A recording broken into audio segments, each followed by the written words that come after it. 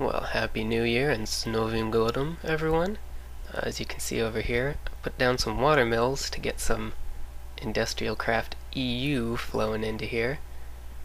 And the reason I did that is got it leading into this bat box to power or charge up this rock cutter that I made. If you want to see the recipe, there it is. And what this works as is basically, excuse me, a pickaxe with silk touch, and you can charge that up in the bat box or power it with a bat pack, which I'm wearing right here. Looks pretty snazzy. Hang on a second. Super high water's going on there. Alright, so it doesn't look too snazzy, but it powers that. But I've got some things together here to start building some machinery from thermal expansion. So, got them laid out. I forget the names of all these, so I suppose I'll find out as I go. And some, get this arranged in here, and I did it wrong. So, fix that and make machine frames. We'll need these for each of the pieces of machinery we're going to make, and we will also need, I apologize if this is kind of slow, but kind of want to show the recipes just in case anyone's curious. Some reception coils. Now in addition to those, we're going to need specific things for each recipe. Obviously, that's how Minecraft works. This is not news. And we're going to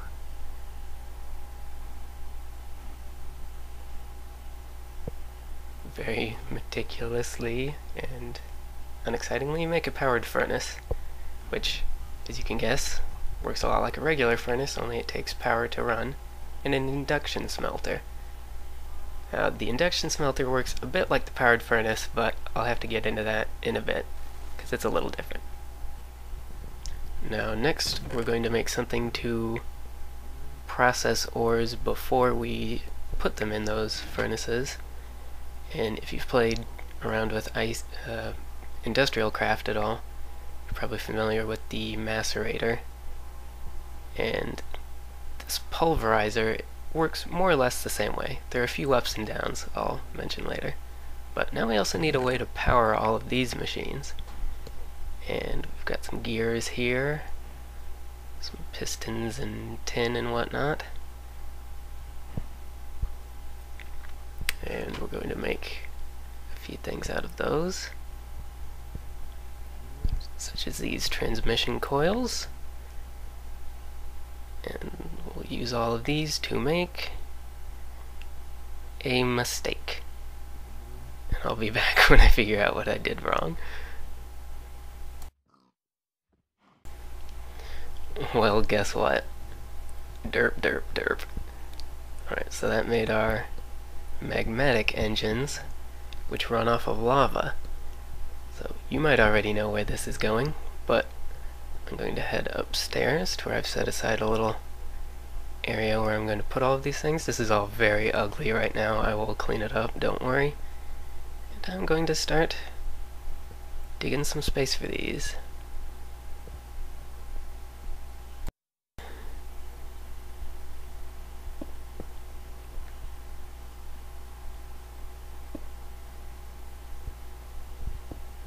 There we are. Now if we look in the configuration menu of these, you can see these blue and orange labels that, or icons that correspond to the input and outtake from these machines. The blue, or the cool colors like blue and green and purple are all intake, and the hot colors like orange and red and yellow are the output. And like this smelter that has two outputs, you can set it to orange, and that will eject all of the outputs instead of dividing them between different sides. And I'll set all this up off camera because it's probably not interesting at all.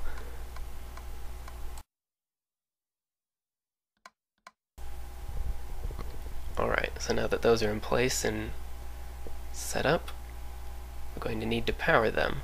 I'm just going to start with these two. And we're setting up some conductive pipes in our magmatic engine.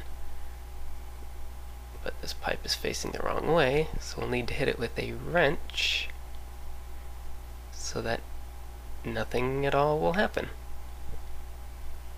And I will be right back when I figure out what I'm doing wrong.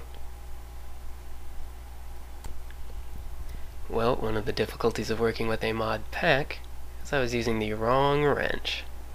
But now that we've got that facing in the right direction, we need a lever to power this, except not there, because that will affect the furnace. There we are. And now we're going to put a bucket of lava in here.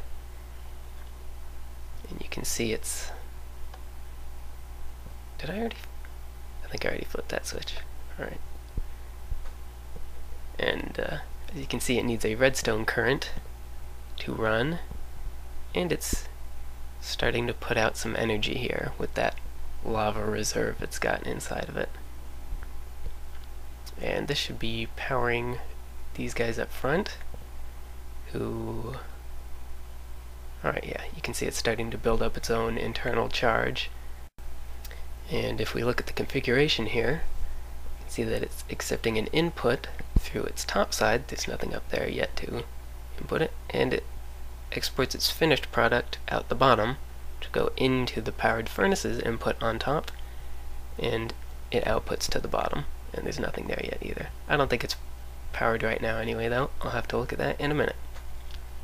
But to show you at least the pulverizer, put a piece of cobblestone in here, and it'll grind that down into sand, which you'll see, well, you actually won't see, because it will immediately export that down into the furnace, where it would then be smelted into glass, if it were running. Okay, apparently I needed an extra bit of space in there, an extra bit of piping, so I've got it set back up again. And now it should be... Yes, it is slowly juicing up the powered furnace. And it will speed up as it runs. See here, the temperature is increasing. It has to get up to an optimum temperature. But now I can give you a proper demonstration here. Place some stone in there, and it will get ground down into sand, which should pop immediately down here into the furnace and start smelting into glass. Now, that's all fine and good, but I didn't go to all this trouble just to have a handy glass machine. Where it really shines is when you pulverize ore. As you'll see here, it consumes one ore, and that will be broken down. I'll have to go down to the furnace and show you. Into 2 pulverized iron for 1 iron ore. Now, as we smelt this pulverized iron, still cooking up there, we'll see in a moment that each pulverized iron smelts down into an iron ingot. So you're doubling the amount of ore you're getting. Now, to power this, obviously I don't want to have to go fetch a bucket of lava every time I want to give it some more energy. So what am I going to do about that?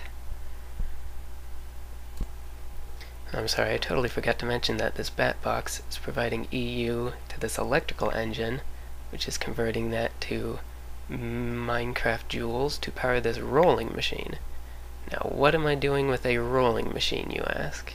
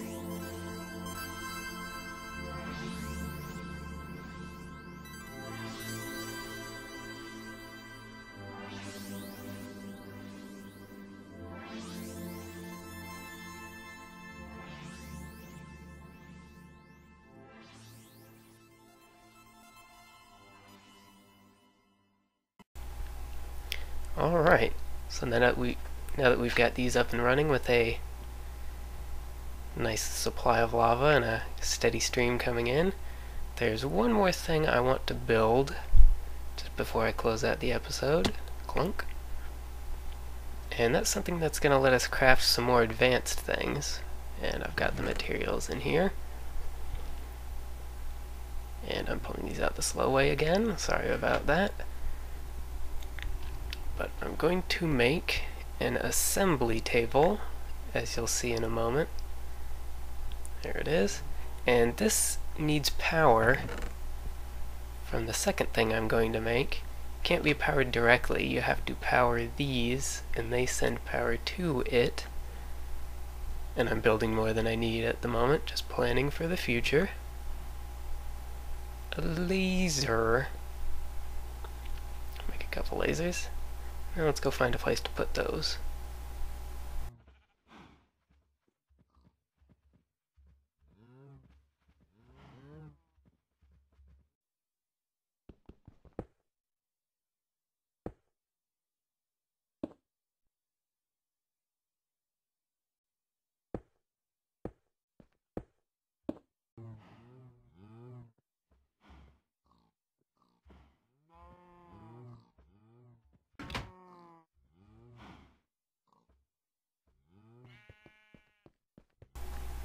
Alright, so I'm placing this temporary engine here.